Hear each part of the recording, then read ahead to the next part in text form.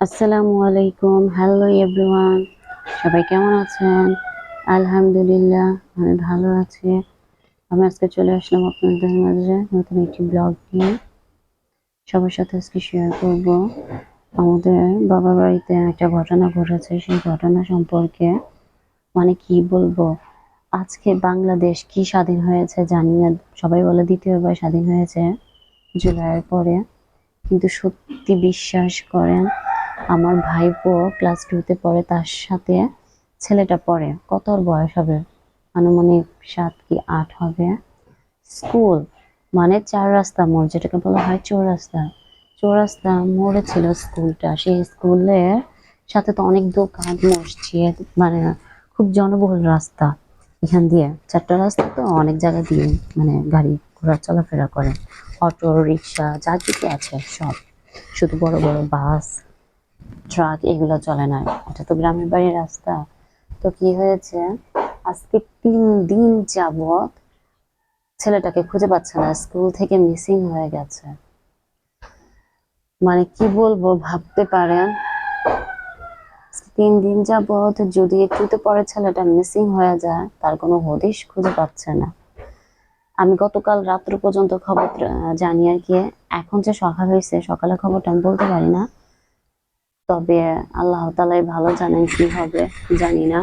বাচ্চাটা নাকি আরেকটা বাচ্চার সাথে গিয়েছিল স্কুলে খাবার কিনতে। সেখান থেকে মানে তার আত্মীয় বলে যারা দেখছে, দোকানদাররাও বলতেছে যে আত্মীয় বলে মোটরসাইকেলে তুলে নিয়ে যায়। এই পর্যন্ত ছেলেটাকে আর খুঁজে পাওয়া যাচ্ছে না। ছেলেরা হচ্ছে 2 ভাই। এটাই হচ্ছে মানে ছোট ছেলে, বড় ভাই ক্লাস 5-এ পড়ে। আল্লাহ রহম করো। এটা হচ্ছে আমাদের স্বাধীন বাংলাদেশের নমুনা। আর কি বলবো, যে দেশে আসিয়ার মতো মেয়েরা ধর্ষণ হয়, 5 বছরের মেয়েরা ধর্ষণ হয়, সেই দেশে স্বাধীনতা কোথায় বলেন? আমার মেয়ে যে স্কুলে যায়, গতকালকের ঘটনা বলছি, আমার মেয়ে যে স্কুলে যায়, সেই স্কুলে মোটরসাইকেল নিয়ে 2জন লোক এসেছিল। মেয়ে বললো, কালকে শুনলাম মানে ছোট একটা বাচ্চাকে হাত ধরে টানাটানি করতেছে। এটা হচ্ছে গিয়ে আপনার একটা রাস্তা, এখানে কোনো রাস্তার মোড় নেই, রাস্তার উপরে স্কুল। খুব গাড়ি ঘোড়া চলে, মোটামুটি ভালোই চলাফেরা করে এখান দিয়ে, মানুষও যাতায়াত করে। মানে এত টানাটানি করতেছিল যে তাকে তুলে নিয়ে যাবে, ঠিক সেই সময় মানে দোকানদার, তারপরে স্কুলের টিচাররা তাকে রাখে। গাড়ি দ্রুত চলে যায়, যার কারণে তাদেরকে ধরতে পারেনি। তাহলে চিন্তা করেন, গ্রামের যদি এই হালত হয়, এই অবস্থা হয়, তাহলে ঢাকা শহরে কি অবস্থা? মানে কি বলবো, যদি বিশ্বাস করেন কতটা ভয়ে থাকি, রাত্রে হলে ঘুমাতে পারি না এই ভয়ে। যখন দেখি ফেসবুক খুললে এটা দেখা যায় যে মা সহ 2 বাচ্চাকে গলা কেটে রেখে দিছে। মানে কি, রাত্রে ঘুমাইছে ভালো, সকালে ঘুমে উঠে দেখে সূর্যের আলো নেই তাদের চোখে, সব অন্ধকার আর অন্ধকার চারিদিকে। হায় রে বাংলাদেশ, হায়। স্বাধীন আর হইলি কোথায়, পরাধীনই তো রইলি সারা জীবন। মুখোশের আড়ালে করে যাচ্ছে কুকর্ম। ধিক বাংলাদেশ, ধিক তোকে এমন বাংলাদেশ। মানে এটা বলছি এই কারণে, আপনারা আবার হয়তো বলতে পারেন আপনি এসব কি বলতেছেন, হ্যাঁ মাথা খারাপ হয়ে গেছে। মাথা খারাপ হয়নি, আমার মতো যারা আছেন মায়েরা, তাদের সন্তানদের নিয়ে টেনশনে থাকেন, সবাই এই পরিস্থিতিতে বাংলাদেশকে ঢেকে দিবেন। শুধু সন্তান কেন, স্বামীকে নিয়ে কি আপনারা কি মানে স্বামীকে নিয়ে কি আপনারা চিন্তিত নন? আমি তো চিন্তিত। কারণ এখন বিষয়টা এমন হয়েছে, দেশে নাই সরকার, মানুষের যা খুশি তাই করে বেড়াচ্ছে। দিন নাই, রাত্র নাই, দুপুর নাই, চুরি ডাকাতি আহাজারি, ছিনতাই, লুটপাট, ধর্ষণ, কোনোটারই কমতি নাই। এত জঘন্য নোংরা কাজ করে বেড়াচ্ছে সবাই। আমার মেয়েটা স্কুলে যায়, ক্লাস 7-এ পড়ে। আমি খুব ভয়ে থাকি। যেতে যেতে আমি স্যারকে ফোন দেই, ফোন দিয়ে বলি যে স্যার ও আসছে কিনা। স্যারে বলে হ্যাঁ আসছে, আপনি চিন্তা করবেন না। আবার কখন ছুটি হবে সে পর্যন্ত টেনশনে থাকি। তার বাবার মানে তার বাবার বাচ্চাকে মানে তার বাবাকে পাঠাই যাতে তাকে নিয়ে আসে।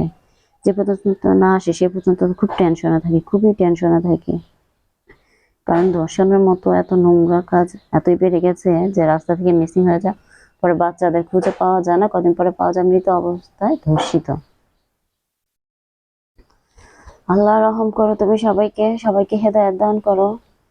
মহান আল্লাহর কাছে সবাই চলুন, মানে কি বলবো, দোয়া প্রার্থনা করি, আল্লাহর কাছে পানাহ চাই, সমস্ত খারাপ কাজ থেকে মুক্তি দিক আল্লাহ, এই বাংলাদেশটাকে রক্ষা করুক। সোহাগের মতো ব্যবসায়ীকে খুন করেছে, কি মানে কি বলবো, একজন ভাঙ্গারি ব্যবসায়ী, তাকেও প্রকাশ্যে কিভাবে আপনারা দেখেছেন, মারার পর আবার বুকে পাথর দিয়ে যে মারলো, তারপর আবার কি উঠে দুজন লোক যে ফাল করলো বুকটার মধ্যে, মৃত মানুষ, তাকে কতটা যন্ত্রণা দিয়ে মারছে। আল্লাহ রহম করো সবাই, তুমি রহম করো আমাকে, প্রত্যেক জনকে তুমি বাঁচাও ওই বিপদ থেকে, তুমি ছাড়া ভরসা নাই।